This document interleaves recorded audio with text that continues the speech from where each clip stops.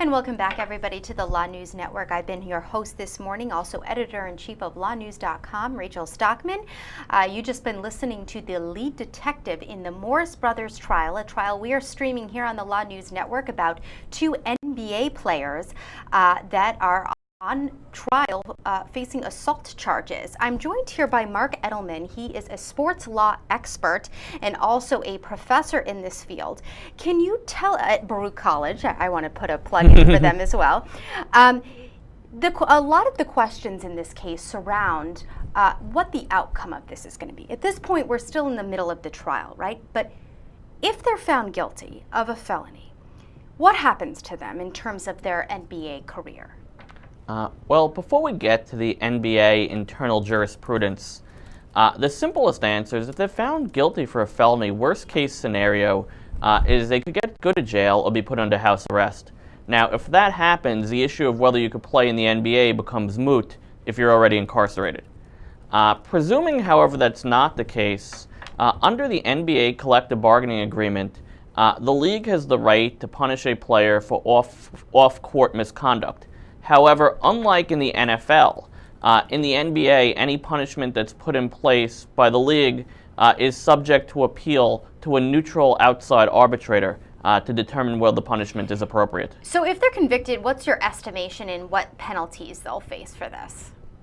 Well, if they're convicted, presuming of a felony, which I believe is the most stringent charge, the commissioner would have to take a look at a whole host of factors, including prior acts related to these individuals, punishments in comparable cases. When you're subject to neutral outside arbitration after making a decision, the burden is on the commissioner to show that the punishment is reasonably commensurate with the offense. These probably also have to be looked at in terms of other things that happened away from the court, meaning that analogies to the Latrell Sprewell suspension probably are not on point because Sprewell had gotten into an altercation with the coach on the court.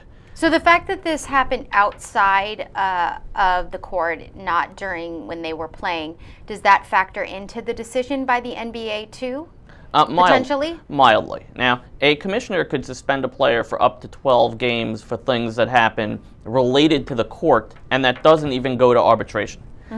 Here, because it's off the court, no matter what suspension the commissioner would have put in place, it's subject to arbitration. Now, from the standpoint of Adam Silver, and amongst all the commissioners, Adam Silver seems to be, by far and away, the most understanding of the internal and external legal process. Silver is going... And who is he? He's one of the commissioner of the NBA. Okay. And Adam Sorry. For us non-sports people, I did not know that. I should. And Continue, Adam sir. Silver is going to, as opposed to the NFL situation where the commissioner makes a decision and is appealed to the commissioner, and the commissioner there, in essence, has very broad discretion. Here, Adam Silver knows that whatever decision he puts into place with respect to punishing the Morris brothers that happened off the court would have to be approved by an arbitrator. The goal is to try to avoid having something like this going to arbitration and to avoid having it overturned, which creates an incentive to implement a form of league discipline that is agreeable to the players' union, would not be appealed, and thus would not even run the risk of being overturned. So are you saying that in cases with the NBA that usually the players face lighter punishments because of the fact they don't want it to be appealed? Arguably so. Interesting, okay. Not inappropriately light, but there seems to be a very positive working relationship between the NBA Commissioner's Office and the union. In fact, in the past several cases when there have been off-court suspensions, and these have generally been things related to domestic violence or accusations of domestic violence, there has been no subsequent challenge of that punishment via arbitration to a neutral arbitrator.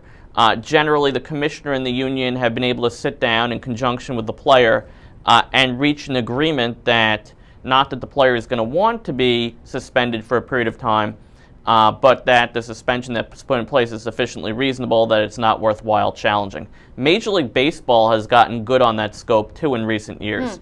For people that are following the big, or have followed the big news stories in sport, if we remember when the performance-enhancing drug cases broke in Major League Baseball, with the exception of one player, every player just agreed to a 50-game suspension. Similarly, when the New York Mets relief pitcher Juris Familia, was investigated for domestic violence, he agreed to the amount of suspension rather than challenging it. So we'll probably see the same in the NBA. Here's my question about this. So this trial, as we've been following it, has kind of developed in the last couple of days where there's a likelihood that jurors are going to acquit the Morris brothers, because there's some speculation that the victim, Eric Hood in this case, was after money, and that's why he pressed this whole thing, and that perhaps the Morris brothers weren't actually involved in this. That's the defense's theory. We had a witness on the stand that actually said he was called up by someone and told to lie, and if he did, he'd get part of the settlement in the civil lawsuit that they'd filed against the Morris brothers. The reason I bring it up is I'm curious. So what if they're not convicted? Is it over with? No punishment? They go back to playing? It's done? Or could they still face repercussions from the NBA? Not necessarily. What NBA Commissioner Adam Silver attempts to do is a very open question. But the way the NBA personal conduct policy is written, much like the personal conduct policies in the NFL and Major League Baseball, one could at least conceivably make an argument that conduct that does not amount to a criminal conviction would still be a violation of the league policy. Okay, so there's still a potential that these guys could face repercussions even if they are found not guilty in this case. It is still theoretically possible. Now, my gut would be, as someone who's done some union side work in the past as well as some player side work, would be that if these players are found not guilty and then the league were attempt to put in place a suspension of a significant length that would be more indicative of suspensions of individuals who've pled guilty or been found guilty, it is very likely in that case that the player and the union would challenge it to a neutral arbitrator. The burden would then be placed on the NBA commissioner to argue that the suspension that was put in place was reasonably commensurate with the offense, and theoretically an arbitrator might overturn it even if the league were to try to put in place a significant suspension. From your experience, Mark, how unusual is it to have the season begin, or at least start, while you're having some of the players on trial? Is that unusual? Does this kind of thing happen all the time? Do players usually go to trial on cases like this, or will they settle? Well, I mean, they're still in training camp, so it hasn't actually started yet, but... the idea of a professional athlete, just like any other individual that practices their trade, being involved in a trial at any point in time is not unique. What's unique here is this is a criminal trial. So this isn't a civil dispute. This isn't being sued for money. This is a criminal investigation and a criminal trial. Despite what presumptions may sometimes be in the mainstream media, there are not that many professional athletes that are accused of felonies at any given time. This is very rare. We remember the few examples because they're vivid. Sure. But a felony charge is a very serious charge. It's unusual that a player would be charged with a felony, and unlike a civil lawsuit, where it's very reasonable that a player would be able to push off the proceedings until the conclusion of a season, felony procedures don't get put off because somebody wants to play basketball. Yeah, I was going to say the judges don't take kindly to, I need to go back on the field or the court, so I can't make an appearance in a criminal trial. I don't think that's something a judge would go for if a professional athlete tried to pose that scenario. And most of the cases when we see criminal charges brought against an athlete, they tend to fall within a few finite categories. One is the DWI, a DWAI. Right. And in those scenarios, we're generally not looking at a felony. We're looking at a misdemeanor at worst.